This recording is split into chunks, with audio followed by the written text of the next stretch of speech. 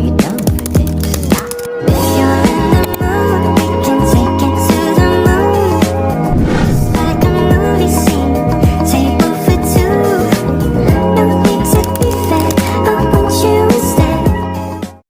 Baik, Assalamualaikum warahmatullahi wabarakatuh. Perkenalkan, nama saya Nabila Suwana dengan NIM 2214020063, Prodi Pendidikan Bahasa Arab kelas B, Fakultas Tarbiyah dan Keguruan, Universitas Islam Negeri Imam Bonjol Padang.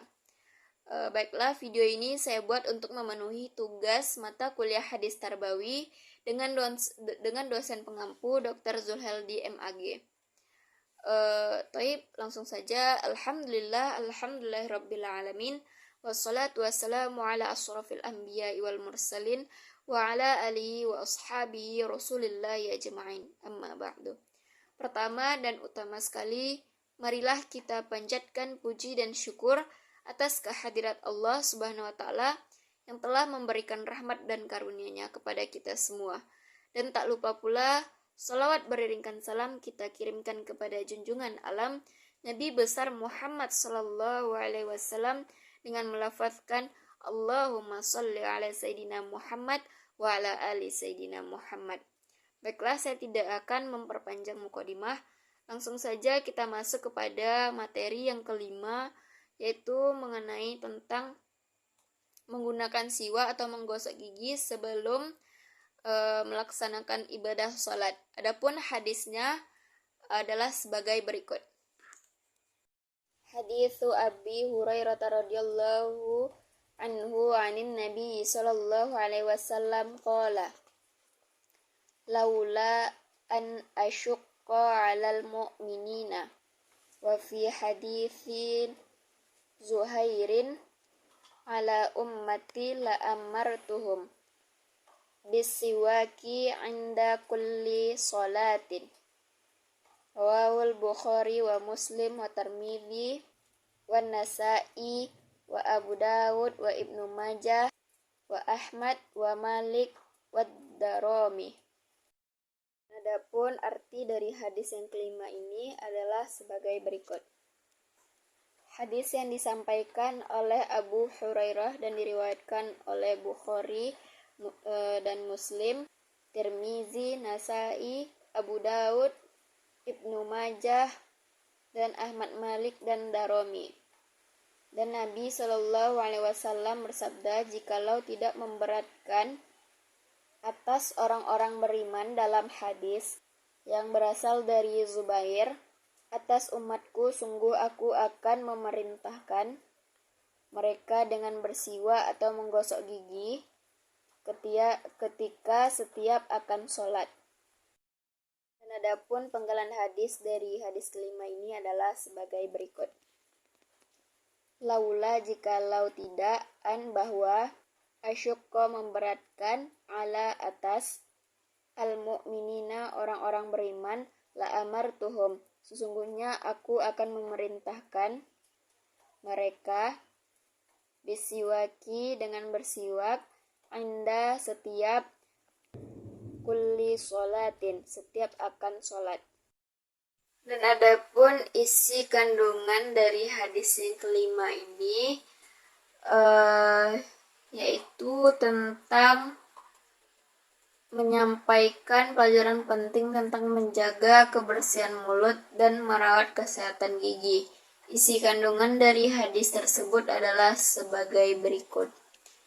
Dari Abu Hurairah radhiyallahu anhu, Rasulullah sallallahu alaihi wasallam bersabda, seandainya aku tidak khawatir menimbulkan kesulitan kepada umatku, niscaya aku perintahkan mereka untuk bersiwak atau menggosok gigi pada setiap kali akan melaksanakan sholat. Jadi dalam hadis ini Nabi Muhammad SAW menyampaikan bahwa beliau akan menganjurkan umatnya untuk menggunakan siwak atau menggosok gigi sebelum melaksanakan sholat. jika tidak khawatir akan menimbulkan kesulitan bagi mereka. Hal ini menunjukkan pentingnya menjaga kebersihan mulut dan merawat kesehatan gigi sebagai bagian dari ibadah dan praktik keagamaan. Menggosok gigi atau menggunakan siwak sebelum sholat juga dapat membantu menjaga kesegaran mulut dan meningkatkan konsentrasi dalam ibadah. Adapun kaitan hadis tersebut dengan pendidikan adalah sebagai berikut. Yang pertama yaitu pendidikan tentang kebersihan. Hadis ini memberikan pengajaran tentang pentingnya menjaga kebersihan, khususnya dalam konteks kebersihan mulut dan gigi. Pendidikan kebersihan merupakan bagian penting dari pendidikan Islam yang mengajarkan nilai-nilai sanitasi dan menjaga tubuh agar tetap bersih. Yang kedua yaitu ada pendidikan kesehatan. Hadis ini menekankan pentingnya merawat kesehatan gigi. Pendidikan kesehatan dalam Islam melibatkan penyampaian informasi dan praktek-praktek yang dapat meningkatkan kesehatan fisik dan mental umat Islam. Yang ketiga yaitu ada pendidikan ibadah. Hadis ini mengaitkan praktik menggunakan siwak atau menggosok gigi dengan ibadah sholat. Pendidikan ibadah dalam Islam mencakup pembelajaran tentang cara-cara melaksanakan ibadah dengan benar dan berdasarkan ajaran Nabi Muhammad SAW. Yang keempat yaitu ada pendidikan moral.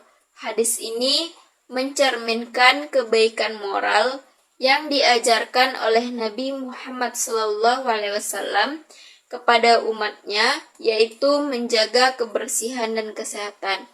Pendidikan moral dalam Islam melibatkan pembentukan karakter yang baik dan bertanggung jawab.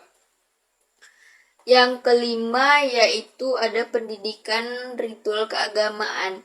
Hadis ini mengaitkan praktek menggosok gigi dengan ritual keagamaan, khususnya dalam persiapan sebelum sholat.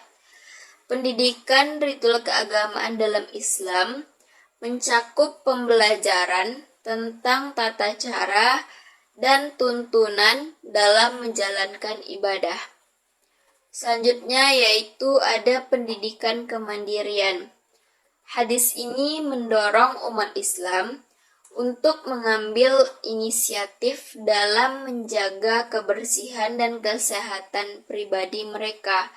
Pendidikan kemandirian mengajarkan nilai-nilai seperti tanggung jawab pribadi dan kemampuan untuk mengambil keputusan yang baik untuk diri sendiri. Selanjutnya yaitu ada pendidikan keseimbangan spiritual dan fisik. Hadis ini menyoroti pentingnya menjaga keseimbangan antara aspek spiritual dan fisik dalam kehidupan sehari-hari. Pendidikan Islam mengajarkan pentingnya merawat tubuh sebagai amanah dari Allah sambil tetap mempertahankan ibadah dan ketaatan kepadanya. Selanjutnya yaitu ada pendidikan kebiasaan sehat. Hadis ini membantu dalam membentuk kebiasaan sehat seperti menggosok gigi secara teratur. Pendidikan kebiasaan sehat dalam Islam bertujuan untuk membantu umat Islam menjalani gaya hidup yang sehat dan berkelanjutan. Selanjutnya yaitu ada pendidikan penyampaian pesan dengan bijak. Hadis ini menunjukkan cara Nabi Muhammad SAW menyampaikan pesan tentang kebersihan dan kesehatan dengan bijak, tanpa menimbulkan kesulitan bagi umatnya. Pendidikan tentang penyampaian pesan dengan bijak merupakan aspek penting dalam mendidik umat Islam. Dan yang terakhir yaitu ada pendidikan tentang kesadaran spiritual. Hadis ini juga menstimulasi kesadaran spiritual dalam menjalankan perintah Allah, bahkan dalam hal yang sederhana seperti menjaga kebersihan mulut. Pendidikan kesadaran spiritual dalam Islam membantu umat Islam untuk menginternalisasi nilai-nilai agama dalam setiap aspek kehidupan mereka. Dengan demikian, hadis tentang menggunakan siwak atau menggosok gigi sebelum sholat memiliki kaitan yang luas dengan pendidikan dalam Islam, termasuk pendidikan kebersihan, kesehatan, ibadah, moral, dan spiritual. Dan adapun cara mengimplementasikan hadis yang kelima ini dengan pendidikan adalah sebagai berikut. Yang pertama yaitu pendidikan kebersihan dan kesehatan. Guru dan pendidik Islam dapat memasukkan pelajaran tentang kebersihan mulut dan kesehatan gigi dalam kurikulum pendidikan. Mereka dapat menyampaikan informasi tentang pentingnya menggosok gigi secara teratur dan menggunakan siwak sebelum melaksanakan sholat sebagai bagian dari praktik kebersihan pribadi. Yang kedua yaitu dengan pendekatan praktis. Guru dapat memperlihatkan kepada murid-murid cara menggunakan siwak atau menggosok gigi dengan benar. Mereka juga dapat memberikan contoh nyata tentang pentingnya menjaga kebersihan mulut dengan membahas dampak negatif yang dapat terjadi jika tidak menjaga kebersihan mulut dengan baik. Selanjutnya yaitu ada dengan kegiatan praktik. Sekolah atau madrasah dapat menyelenggarakan kegiatan praktik yang melibatkan murid-murid dalam menggosok gigi atau menggunakan siwak. Ini dapat dilakukan sebagai bagian dari kegiatan ekstrakurikuler atau dalam kelas-kelas agama. Selanjutnya yaitu ada dengan kampanye kesehatan. Sekolah atau lembaga pendidikan Islam dapat mengadakan kampanye kesehatan yang mencakup pentingnya menjaga kebersihan mulut dan kesehatan gigi. Mereka dapat menyampaikan pesan-pesan tentang kebersihan mulut dalam acara-acara seperti seminar, ceramah, atau kegiatan sosial. Selanjutnya yaitu ada di pendekatan holistik. Selain menyampaikan informasi tentang praktik kebersihan mulut, pendidik juga dapat mengaitkannya dengan konsep-konsep agama lainnya. Mereka dapat menjelaskan bagaimana menjaga kebersihan mulut merupakan bagian dari ibadah dan kesadaran spiritual dalam Islam. Selanjutnya yaitu ada pembelajaran berbasis proyek. Guru dapat menetapkan proyek-proyek penelitian atau tugas yang meminta murid-murid untuk mempelajari manfaat menggunakan siwak atau menggosok gigi secara teratur. Mereka dapat mengadakan presentasi atau membuat materi edukatif yang berhubungan dengan topik tersebut. Selanjutnya yaitu ada kolaborasi dengan pihak luar. Sekolah atau lembaga pendidikan dapat berkolaborasi dengan pusat kesehatan setempat atau dokter gigi untuk menyelenggarakan kegiatan penyuluhan tentang kesehatan gigi. Mereka dapat mengundang profesional kesehatan gigi untuk memberikan ceramah atau bimbingan kepada murid-murid. Selanjutnya yaitu ada pendekatan sosial. Sekolah atau lembaga pendidikan dapat memanfaatkan media sosial atau platform online untuk menyebarkan informasi tentang pentingnya menjaga kebersihan mulut dan kesehatan gigi kepada masyarakat luas, termasuk orang tua dan komunitas sekitar.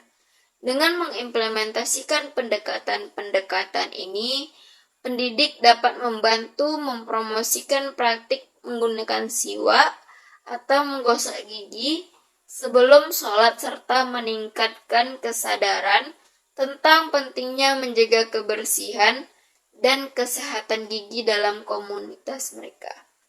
Mungkin segitu yang hanya itu yang dapat saya sampaikan. Kurang dan lebih mohon maaf. Wabillahi taufiq wal hidayah.